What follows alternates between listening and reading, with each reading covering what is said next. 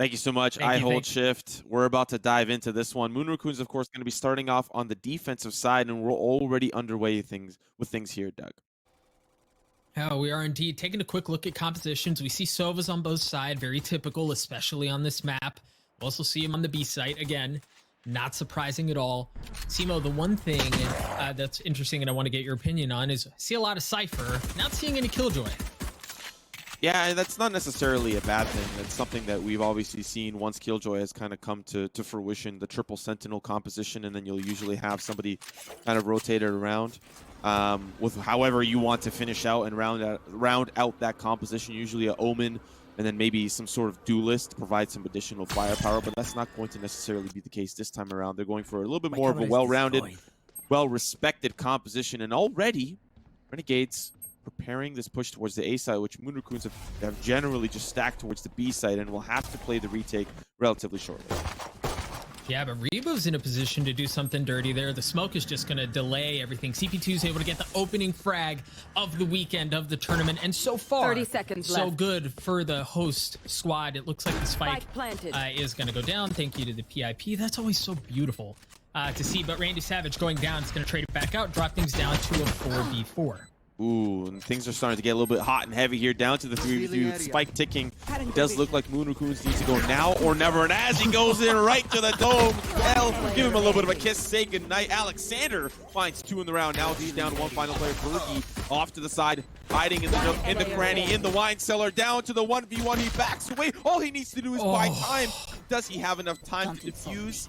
I think he'll be just okay. Moon RACCOONS winning round number 1. After a very spicy retake from the defense. So there are people who have strong opinions about pistol rounds and how random is it and is it good for the game or not good for the game. I'm not gonna lie to you, Simo. When I see stuff like that, where it drops down to a 1v2, then goes down to a 1v1, and it's all off the back of ghosts, excuse me, I love that.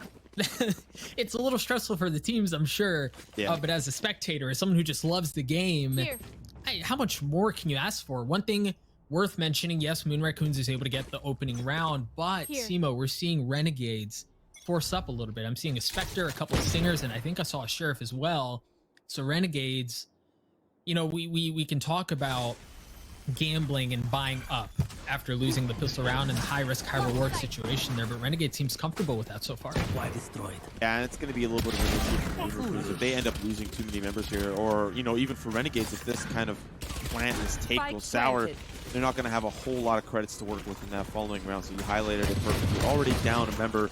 Moon RACCOONS have the upper hand here, but do they have what it takes to retake once again? CPT holding that tight. Rebo's able to take care of Winsome. His temperature and the rest of the Moon RACCOONS trying to work on his site once again, up close and personal. This time he gets taken out. Rebo's going to get onto the site.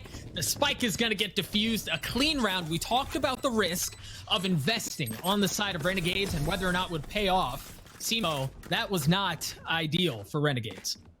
You know, we also have to highlight that Renegades is willing to take a risk on the attack. This map can definitely favor the defense for a majority of the time. If you look at all of the statistics across the board, you know, you've highlighted in the pregame that it can be, you know, sometimes a team has a really good time on the attack and it can feel or look attacker-sided, but all in all, it does relatively cater towards the defense. So Moon RACCOONS off to a really hot start, and Renegades is just willing to bring, to try to do something special, you know, try to shake things up a little bit, get a little risky, get a little bit more involved, and see if they can sneak a round or two, because that's ultimately what their goal would be on the side that does feel a little lackluster. Get out of my way! Yeah, they want to give him a little something. They hear the Blade Storm, CPT, or CP2, excuse me. I want to call him Chris Paul, a little CP3, down to 3 health. And he's got that in his back pocket, so it can get a little spicy, it can get a little interesting, but they certainly don't have the health to show for it. Furthermore, Moon RACCOONS, they're set up pretty well defensively right now. You see they've got a little bit of utility on a site. They're holding down mid with some utility there as well. And at least they know early on, the push is not over to B. So Moon RACCOONS can really just kind of sit back here and force Renegades to bust a move because they have everything covered. And Moon RACCOONS is so willing to play the retake towards this A site, regardless of an eco or a force up or a full buy. I mean, we'll see what that full buy looks like for Renegades to come shortly in the rounds to come, but it does look like Moon RACCOONS tending to favor towards the B side, where they've got Sean constantly waiting. I'm assuming with a recon dart and you know, maybe a Odin or something, or a LMG of some sort, and 30 seconds you know, left. do the whole Sinatra thing where he just sprays through the wall, tries to find a pick, whatever. But the point being is that it does feel like Moon RACCOONS tends to like to play a heavier stack towards the B side. They've given up that control and now decided to try to catch them a little unaware on the A side, but it's the wrong call, and they're going to start to funnel towards the B side instead.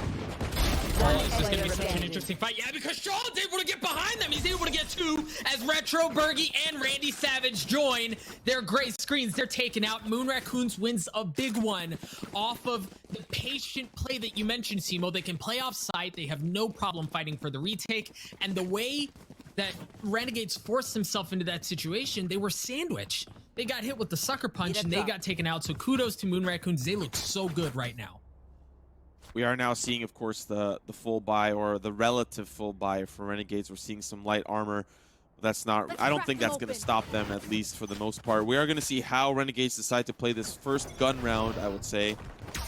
CP2 having the operator on attack. Pay attention to him. He's going to be an impactful player for Renegades. And if not, then I think he may be, you know, it might put Renegades in a little bit of a tough position. And already out of commission, Fiend with the aggressive peek. They had a buddy system intact as well. Alexander joined him to push down towards that orb, and they find the pick. They get the op out of play, and they've got the man advantage for the rest of the round.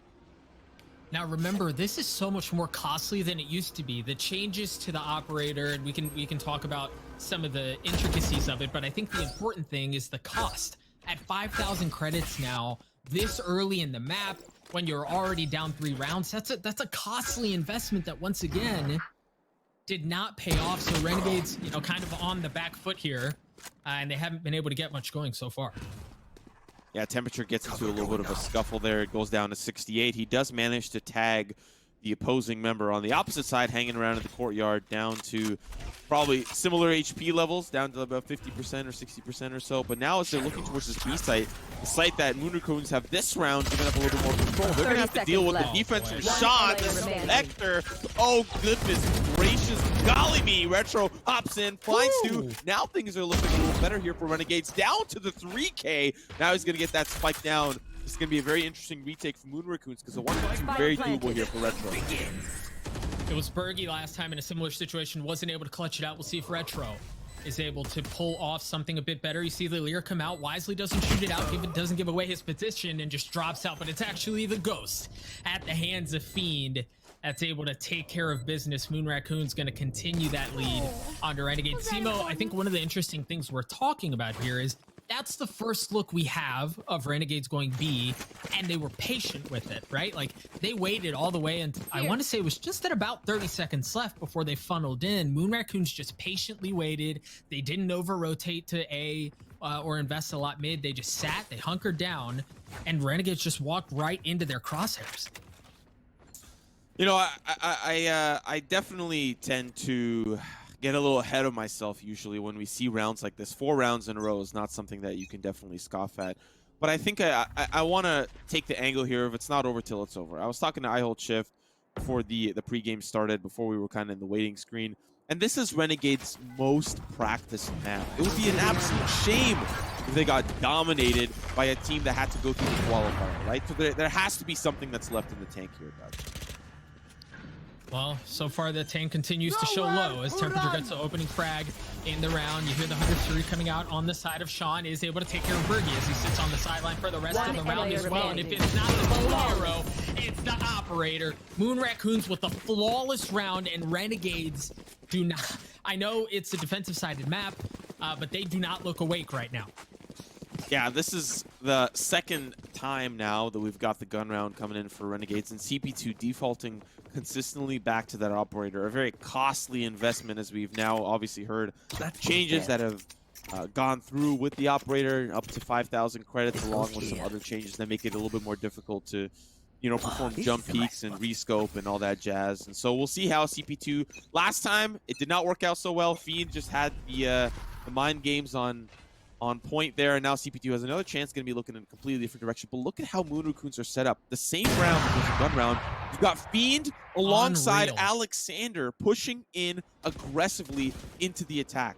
a very interesting look, because every time the gun round is around, they do that exact same set play, except on a different side of the map. This And that was the buddy system that you were talking about. They're a huge kill. Going over to temperatures, win some drops. Renegades down to 3 members left. They do have 2 ults to work with.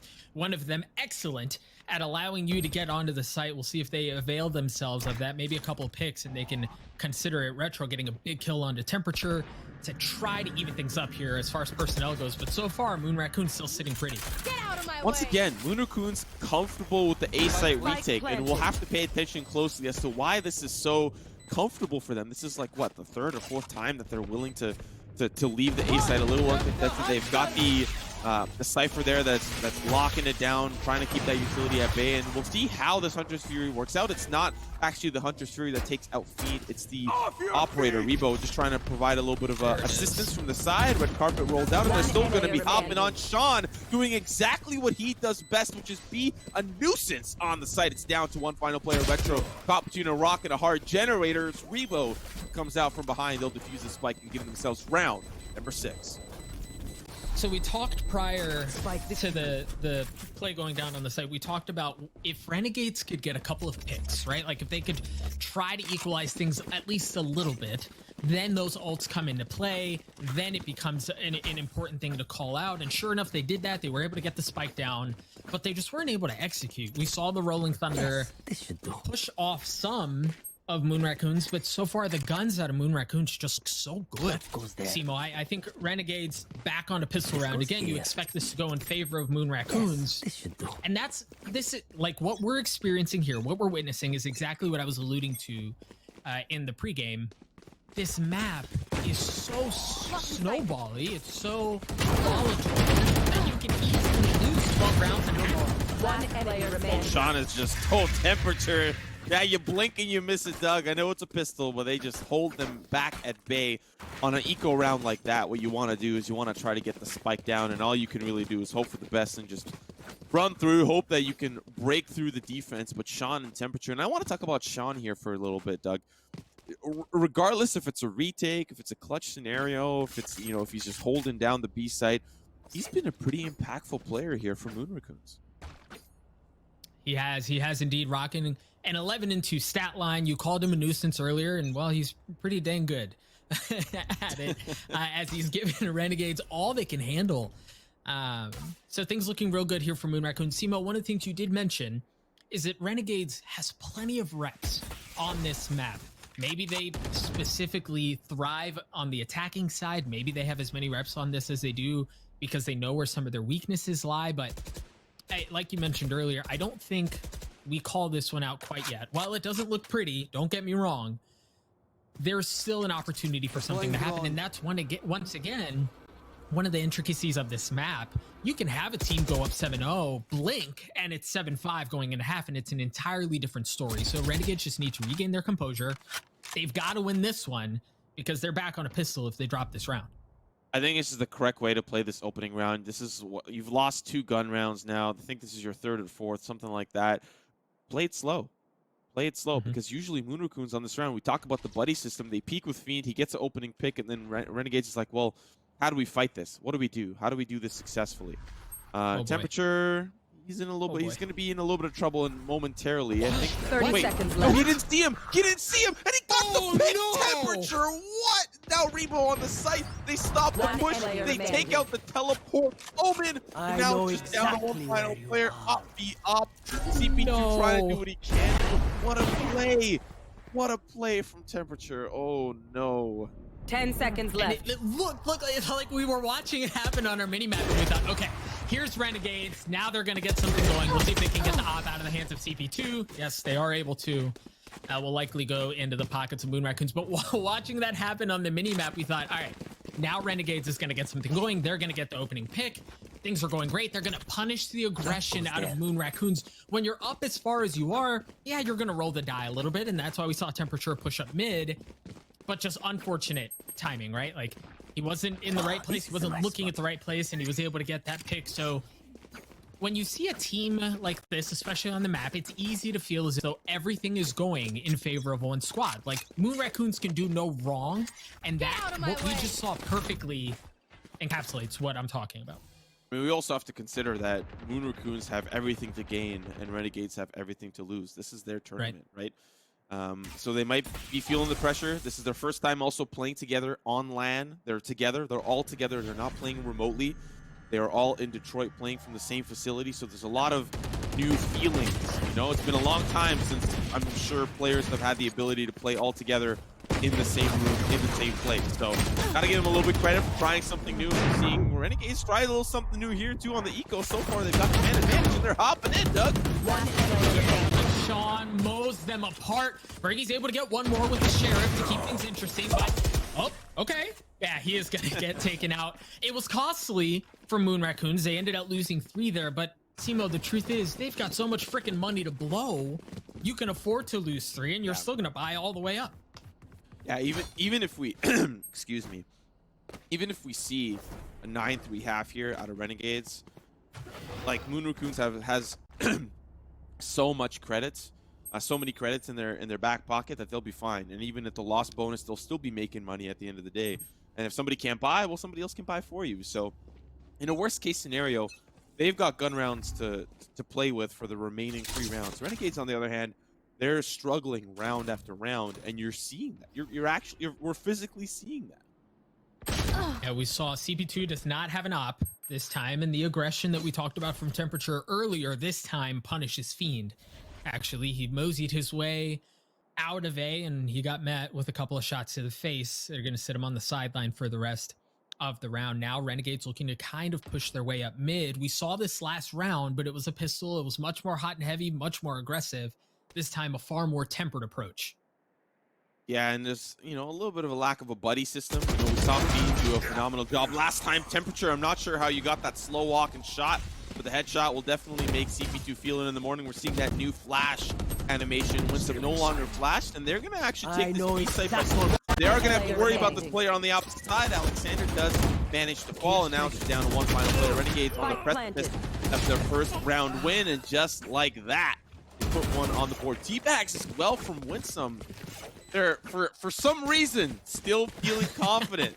Still looking at the light at the end of the tunnel. Well, and, you know, this might be why. You get 9-3 at half, while generally would suck, right? Let's not mince words. While that would normally suck, again, on this map, that's not the worst thing in the world. If they can get to 3, win the pistol in the second half, we're having a totally different conversation. So, big round for Renegades. Yes, Moon Raccoons is going to be able to buy up anyway. Fiend is still going to have the op. But for them to keep things competitive, to have an interesting second half, that was a very important round win. Yeah, they try some aggressive tactics towards the courtyard. They got smoke set up. They try to smoke off the catwalk as well. But I think CP2 updrafted up and got visual, or was able to get up on the box. Something like that. He was able to see over the smoke to some capacity, and he called it out. They just sprayed through. They took him down, and now it's a 3v5. Make it a 2v5. Things are not looking so good for Moon Raccoons this time around. Sean, one of the last saving graces here for Moon Raccoons. He's taken out to 87. They're about to pinch him in, and he's not going to find that frag. Doug is down to one final player. Moon Raccoons slipping away round after round in this last little bit of the half. Okay, Rebo's able to hurt that a little bit. That hurts so much more for Renegades than it does for Moon Raccoons. Again, given the financial situation both squads find themselves in. Crispy shots out of Rebo, but he's gonna get punished. CP2 takes him out. Renegades gets the second round on the board, an ever important round. Again, before the half. 9-3. Okay, right? Like it's respectable. There's a chance, but if this thing continues to slip out of control, you can't find yourself, and you don't want to find yourself in such a situation where the hole is too deep. Even on a swingy map like this, you don't want to find yourself so far out of the picture that you lose the pistol, and for all intents and purposes, it's done. So Renegades, here, it's going to be a gun round, which is perfect. They're going to be able to compete. Moon Raccoons is going to have plenty of artillery as well. Simo, this one is very important as we go into the second half. Once again, same smokes. Moon Raccoons playing a little bit further back, playing a little bit more reactive. And to be fair, the reactive play is what we've seen work a majority of the time. They've had a couple of proactive moves with the double peaks, buddy system and so. And once again, Fiend doing what he does best. Rebo, Temperature, the whole gang is participating across across the map. It's down to 2 players. Randy will even those odds a little bit, but still has a long way to go to make it a 2v2. Gonna be a difficult round for Renegades to overcome, and like you highlighted, an important one for them to win if they can. Now they do have an op, or excuse me, they do have an ult in retro, so there's the possibility that again, if they can get a pick, maybe one, they're able to flood onto the site that way. But I love how Moon Raccoons is playing us defensively. They don't necessarily care about what's happening in the middle of the map, right? Like, give it up. We're going to invest resources onto the sites themselves. There's the Rolling Thunder. He's going to mosey his way over onto A, but it's not going to hit a single soul. 30 Moon seconds Raccoons left. should be able to get back onto this. Both members that were over on the B side are going to win. You hear Empress has been used. That Renegade tries to get onto the side. Alexander's able to take care of Randy Savage. Retro, the last one standing. A couple shots into the back of the head. He takes care of Rebo as well, dropping things down to a 1v1. No freaking way. And he might know exactly where he is, but now he's got to get the spike 10 down. The seconds shot dart left. is certainly going to hurt. Spike He's going to planted. peek around, and he's going to take him out. The utility out of Soba, the nuisance. That is Sean. Throws the brakes on what looked like a very promising closing moments to the round for Renegades. And Sean is such a great player in terms of what he provides here. Switching for sides. He's often the person that finds the entry. He's often the player that is able to hold off the push. He's able to help in the retake. And it's not always the utility that I think he is capable of providing. It's just the raw sheer gun skill that he brings to the table. You know, I'd argue that if we haven't seen too many, you know, crazy, you don't really see too many crazy recon dart or shock bolt plays anyways for the most part. But I wonder if you shift the agent selection around, what Sean could do on like a duelist. You know, if you put him on like Arena, how could he be more impactful than he is now? Because he is, from all intents and purposes, I think he's the best player here on Moon Raccoons. Or maybe it's just the map. Maybe it's the comfort that they have on this map. And Sean is just like, yeah, I got this. Let me do my thing. There's a lot of questions. We don't know a whole lot about this Moon Raccoons team. You highlighted that in the pregame. What we do know is this. They're pretty damn good on the defending side of Ascent. That Sean guy's pretty damn good as well.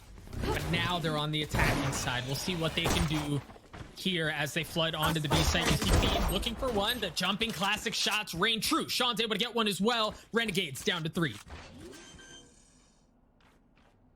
Spike, of course, will go down, and now Spike Renegades planted. are forced into the retake. We saw how successful Moon Raccoons were willing to be in the retake scenario, but now it is down to the Renegades. They'll even those odds to 3v3, and Spike, of course, sticking means Renegades need to act and act soon. They're starting to divide and conquer, take that approach. They'll split up, walk towards opposite sides, and as they split up, that's where the scary horror movie starts to go a little sour. CP2 will make sure that he takes out one ghost, but there's still 2 ghosts remaining. Alexander taking out one. It's down to Winsome, and Winsome he will not. It's the loss on the round. Moon Raccoons up 11-2. And boy, Doug, we might see the end close here if Renegades don't act quickly. I think it's safe to say they're going to be forcing up here on this round. Do you force though? I think They did it last time. I know, They did it on but the second round. But is that so? Here are my thoughts on this, right? And we can have a philosophical conversation about it. And here's the thing: you force here, but you're forcing in with like stingers and a sheriff, right?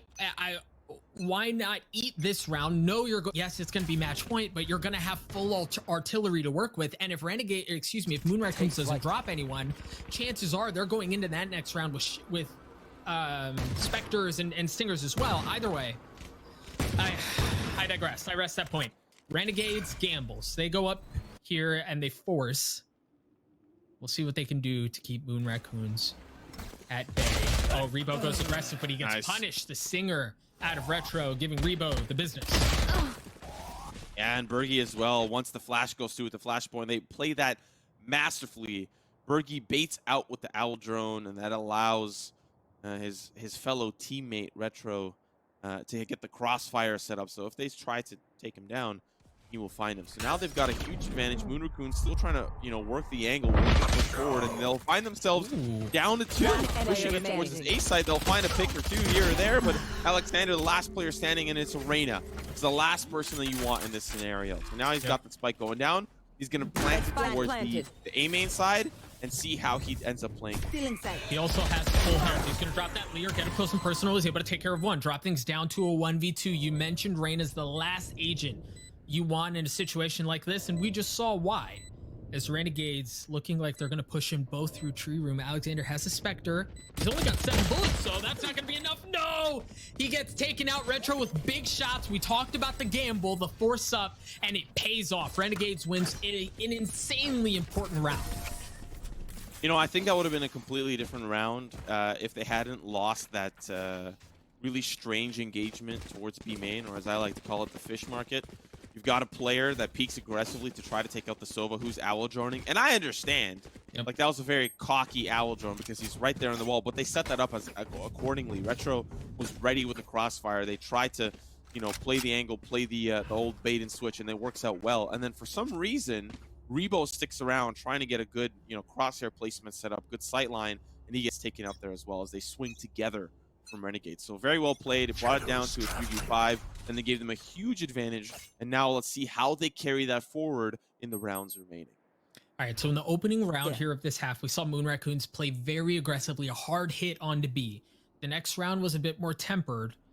And now in the third round of this half, it looks like once again they're going to go hot and heavy, they're going to go aggressive, but this time they're going to get onto the A site. You heard the ult has been used by Rain as they get up top. CP2's taking a considerable amount of damage down in hell, but it doesn't matter as he's able to clean things up, or at least deal some damage back. But Rebo and Sean equalizing Renegades down to 2. They force up. Now they upgrade on some weapons. We've got Alexander, Empress popped with the Phantom underneath.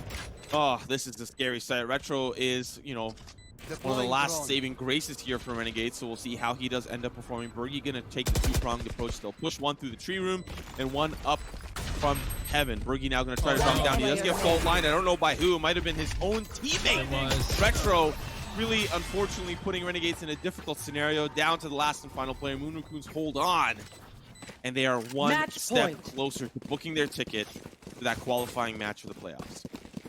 All right, we'll see what can Renegades bring to this fight. So I see a Sheriff, I see a Stinger. Not a lot, right? I see we've got a Phantom, we've got a Vandal, but they're both going to be on light armor. There's not a ton for Renegades to work with here, and this is the last position they wanted to find themselves in, facing match point without being able to bring everything they need to this gunfight. And for Moon Raccoons, they can afford to just go aggressive here. They have got guns. They've proven that they can aggressively hit a site, and it works. We'll see what Renegades can do to keep things at bay with the Blade Storm. I have the spike. Really looks, trying to clear up this A site. See what's going on. Where are they? CP2 finds a great pick in the courtyard, takes out the catwalk players. So now, as they're all kind of huddled up here, they find a pick, or at least what looked to be like a pick with the Hunter's Fury. Alexander will take that out. 2 picks already coming clean. And look at Bean. Look at how deep he is back sight, making sure that they don't get comfortable in the retake. It's down to one final player. It's Bergie, and he's in a 1v4 with a flying Jett who's doing acrobatics in the air, and the knives straight to the chest. Moon Raccoons will move on as Renegades will fall down to the losers portion of the GSL groups. And Moon Raccoons, they're looking really